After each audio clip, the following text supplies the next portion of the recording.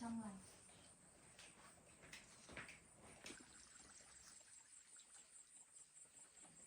Đêm hôm qua bão to quá. May mà hôm trước có anh Tùng đào hộ mình cái rãnh mưa nên là nước không bị tràn vào nhà.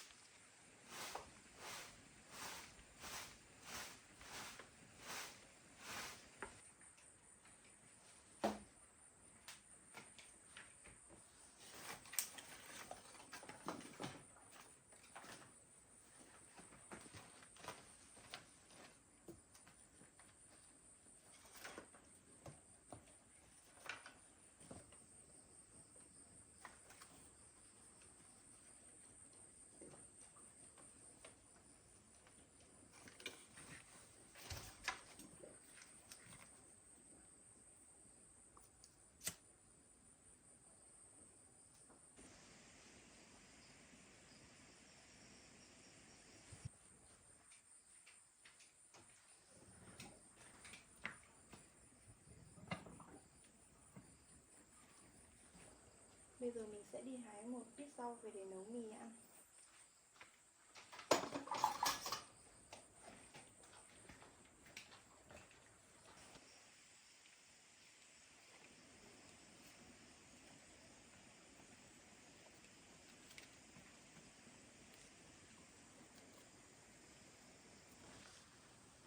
Rau của mình bị sâu hết rồi.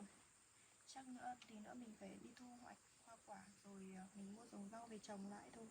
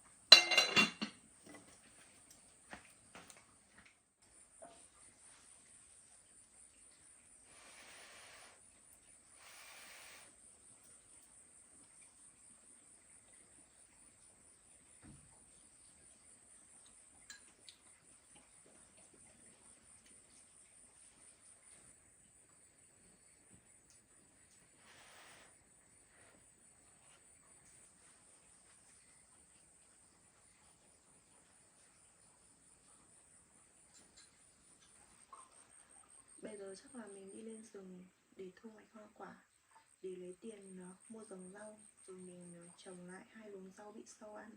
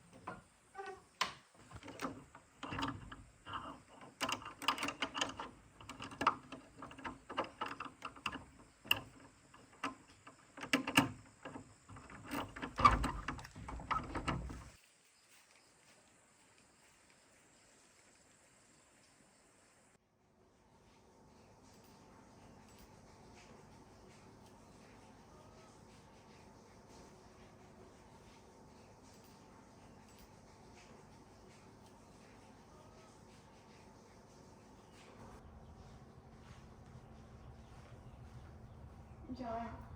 Cô Linh à? Vâng. Báo cáo anh, em đã hoàn thiện xong 2 công trình bên kia. Đây còn một vài công trình em chưa hoàn thiện xong. Hôm nào anh rảnh thì anh sang nghiệm thu giúp em, để em bàn giao cho khách. Được rồi. Đây là 2 công trình đã hoàn thiện xong rồi đấy à? Vâng. Được rồi, bây giờ tôi đang có chút công việc. Cô bước ra làm nốt những công trình mà còn dang dở đi, Vâng. cho nó xong hẳn đi. Chiều hoặc là ngày mai khi nào rảnh thì tôi sẽ ra công trình nghiệm thu xong. Vâng. Em chào anh. Ừ.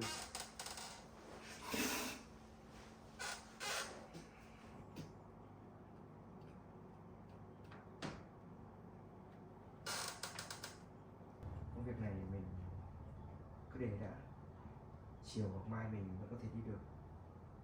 Bây giờ mình sẽ lên thăm từ anh trước, xem hôm nay cô ấy có khỏe không. Mình sẽ đi mua cho cô ấy một chiếc chăn ấm để đắp, không trời cũng sắp chuyển lạnh rồi.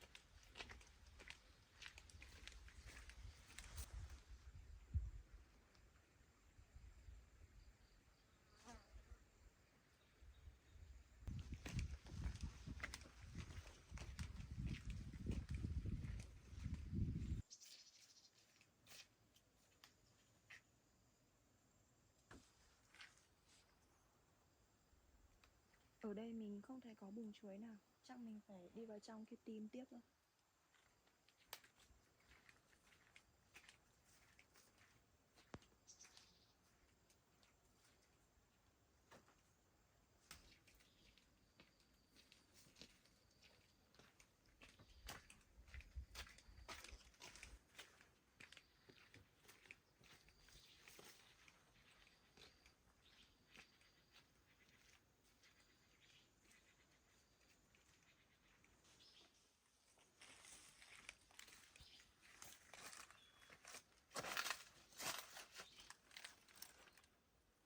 Buồng này già rồi đấy, mình sẽ chặt buồng này mang về bán.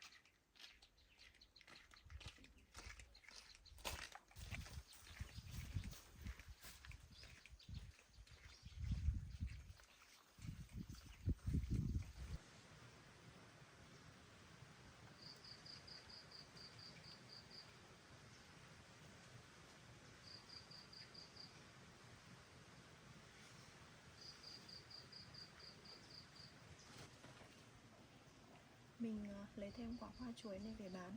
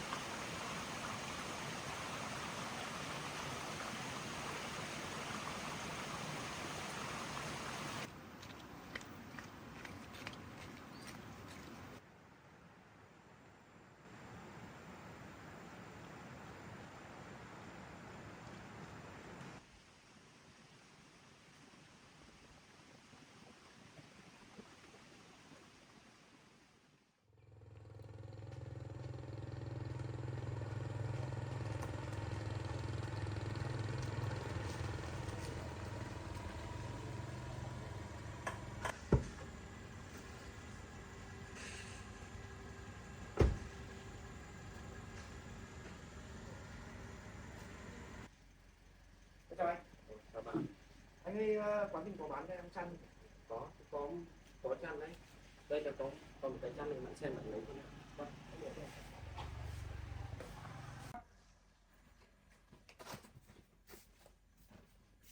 Đây mình có cả chăn này, cả đệm này, bạn muốn lấy thêm cái đệm không?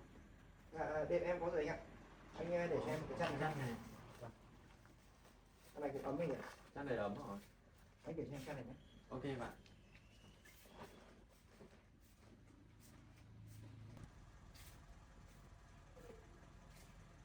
Cái này là cái gì đấy anh? Cái cần câu mình vừa mua về mang đi câu chơi ấy mà. Nếu có cần câu rảnh rỗi cô ấy có thể câu thêm cá, vừa vui vừa có thêm thức ăn. Cần vừa mua xong. Hay là anh vớt lại trên. Vớt lại. Vâng. Ok thôi. Đây, mua cái khác. Vâng. Có cả hộp, cả mồi của nó đây. Rất về anh. Đây, tất nha. Thế anh để lại cho em nhé. Ok bạn. Cái này câu được cá to anh. Câu thoải mái mà, tớ vừa mua mà. Tất cả bao tiền anh nhỉ? Cả chăn với cả cái này tớ 4 triệu. Anh xem không phải anh thực phẩm nhé.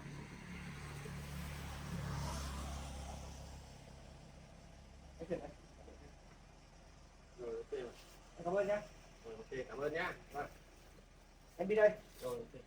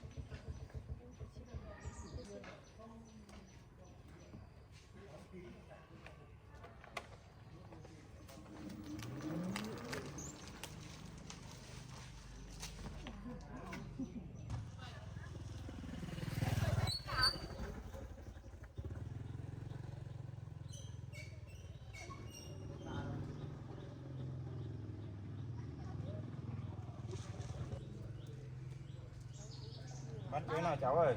Dạ cháu bán 5.000 một nải bác ạ. Bán đắt thế. Dạ chuối này cháu lấy trên rừng ạ, chuối sạch bác ạ. Thế lấy cho 2 nải. Mỗi nải bao nhiêu tiền? Mỗi nải 5.000 bác. Thế lấy cho 2 nải. Đây, lấy cho nải này với nải này. Dạ vâng ạ.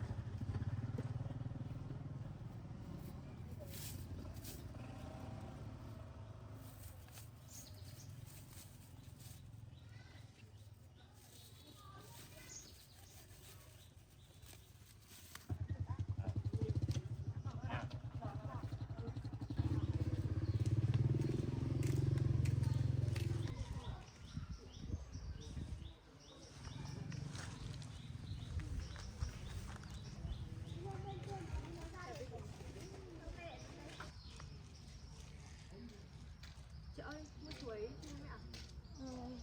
Thế chị lấy cho em 3 nải chuối đi. Vâng ạ.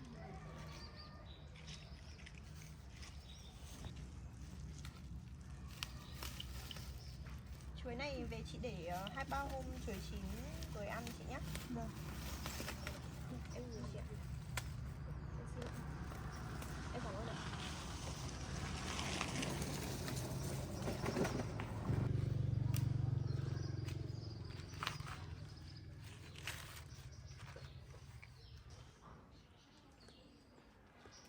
Chị ơi mua chuối cho em ạ. Chưa có tiền nải chứ ạ? 2 nải này 10.000 chị ạ. Thế chị lấy.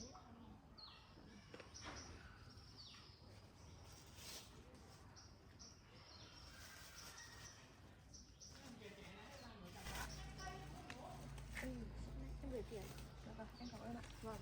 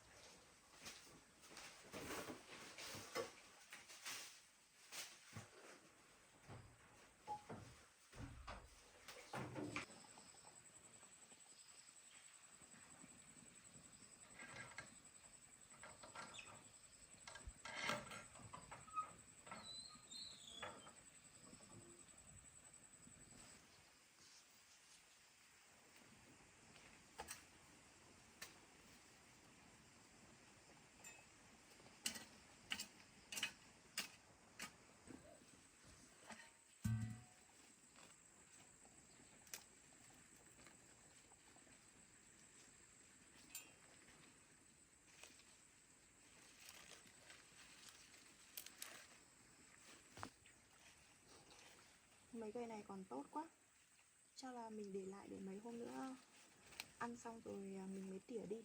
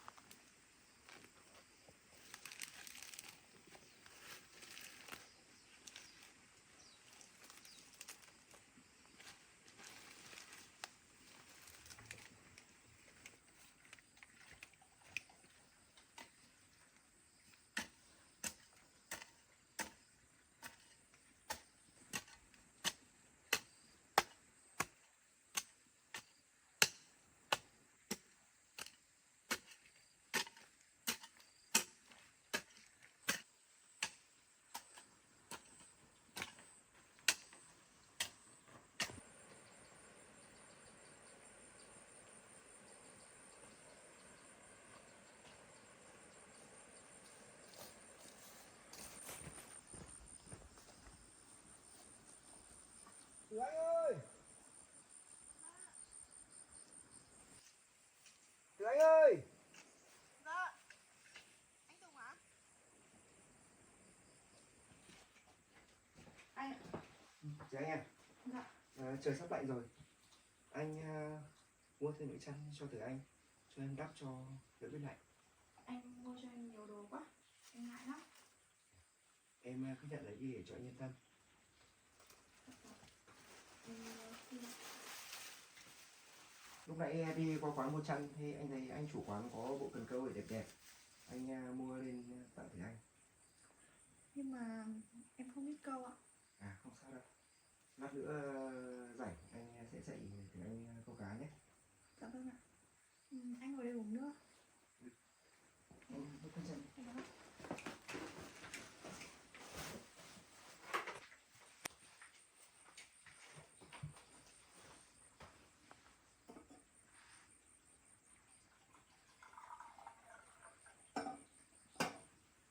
Em mời anh uống nước. Anh cảm ơn. Từ anh đang làm gì đấy? Em đang cuốc lại vườn rau ạ. Em trồng lại mấy cái luống rau bị sâu nhiều quá. Thế để anh ra trồng cùng nhé. Hai người trồng sẽ nhanh hơn một người đấy. Dạ vâng ạ. Anh uống nước đi ạ. Đấy thôi nhé. Vâng ạ. Chúng ta đi trồng rau nhỉ? Dạ vâng.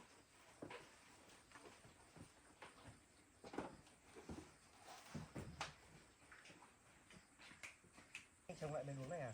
Dạ vâng ạ. Thế đã có hạt giống chưa?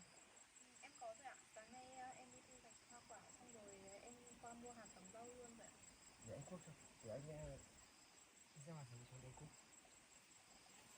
À, ở trong nhà còn một chiếc cuốc nhỏ nữa để em vào lấy ạ. Thế thì anh đi cuốc thử.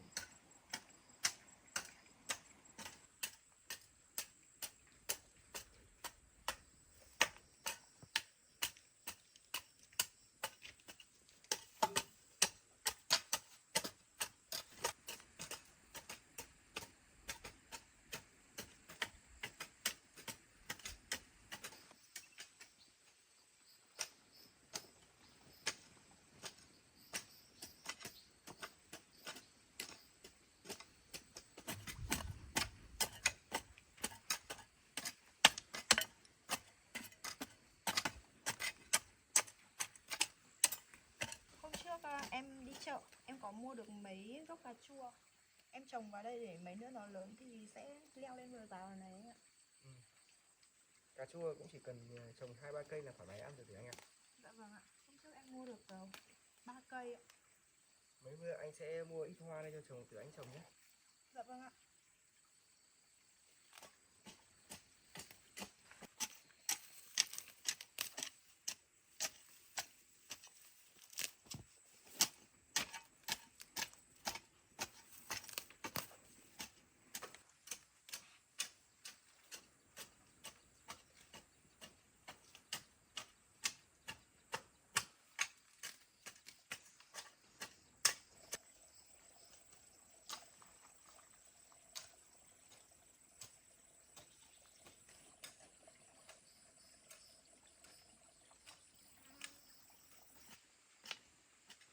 Chắc cái này được về từ anh ạ. Dạ vâng ạ. Để anh lấy nước tưới xong mình cùng nhau gieo hạt giống nhé. Dạ vâng ạ.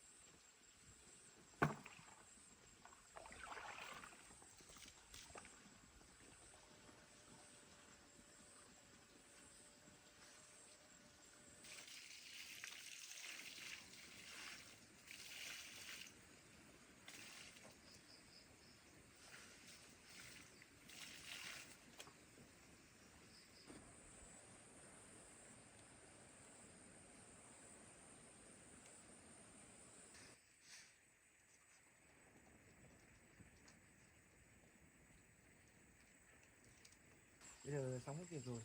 Để anh dạy thử anh cách câu cá nhé. Dạ vâng, nhưng mà em không biết câu. Để anh dạy thử anh một lần để biết câu. Dạ vâng. Cái này câu dễ lắm. Vâng ạ. Em mở hộp được chưa? Để anh lấy cước trong này.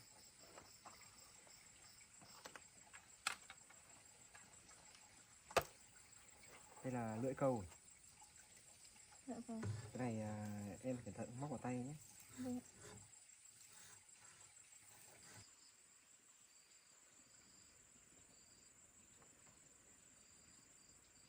Đấy, anh pha mồi trước. Hôm nay anh đi mua, anh chủ quán anh cũng đã định câu cá nên có mồi. Mai nếu hết cái mồi này thì em đào giun nhé. Đào giun móc vào thì cũng như này thôi.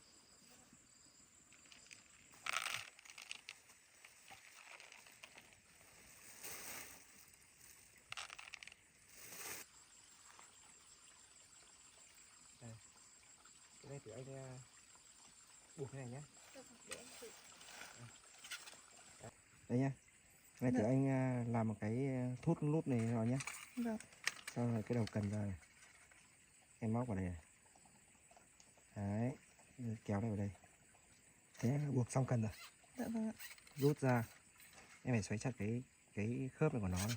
Vâng. Thì tí cá ăn nó sẽ không bị tuột. Vâng.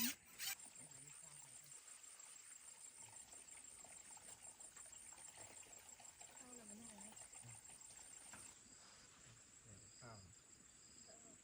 Cắm vào đây nhé.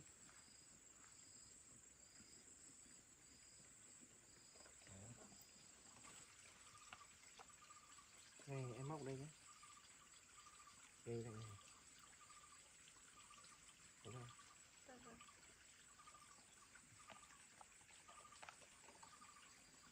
Cần run thì em cũng khi nào hết mùa này đào run về thì em cũng sâu vào trong cái lưỡi này. Dạ vâng.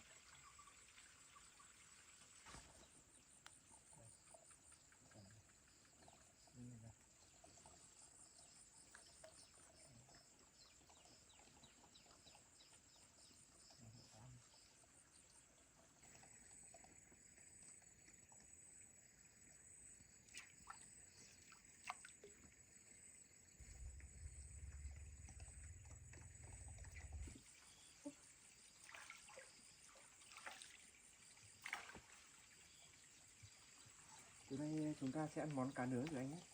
Dạ vâng. Tối nay anh ở đây ăn cơm với em nhé. Em thử lại cơm thì ăn.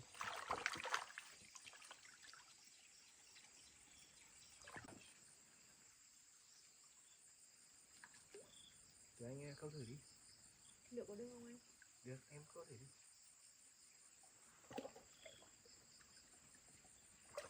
Khi nào cá ăn thì em giật nhé. Dạ vâng. Khi nào phao chìm phóng vào vật anh? Ừ.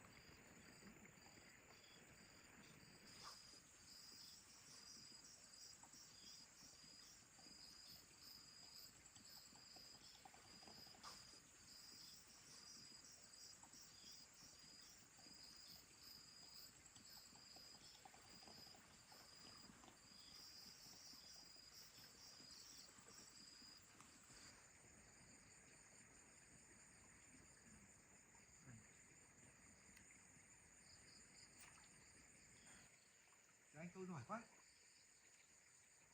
Lên gửi.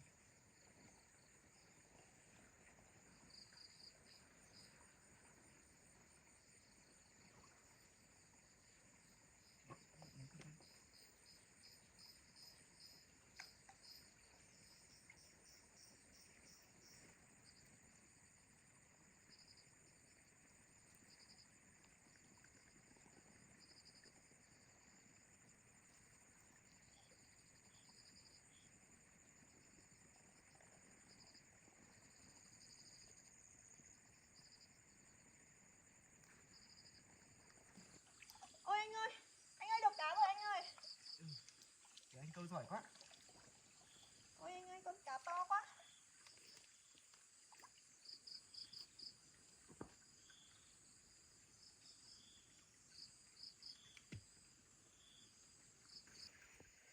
Thì anh Ui, cá câu to quá anh ạ. Ừ. Tất cả là nhờ công của anh dạy em đấy. Em vui quá. anh cũng thấy vui ấy. Bây giờ em làm sạch cá nhá. Xong rồi anh ở lại anh chơi với em. Anh lên sẵn lòng thôi.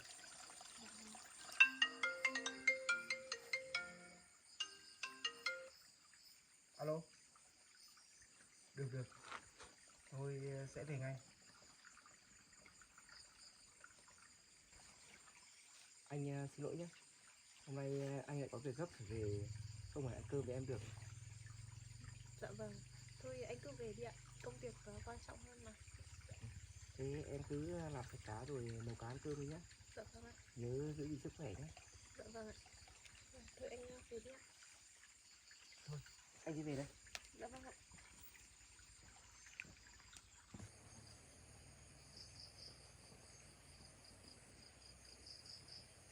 Thôi em cứ vào nấu cơm đi. Anh đi về đây. Dạ vâng, anh đi về cẩn thận ạ. Em nhớ gìn sức khỏe nhé. Dạ vâng ạ.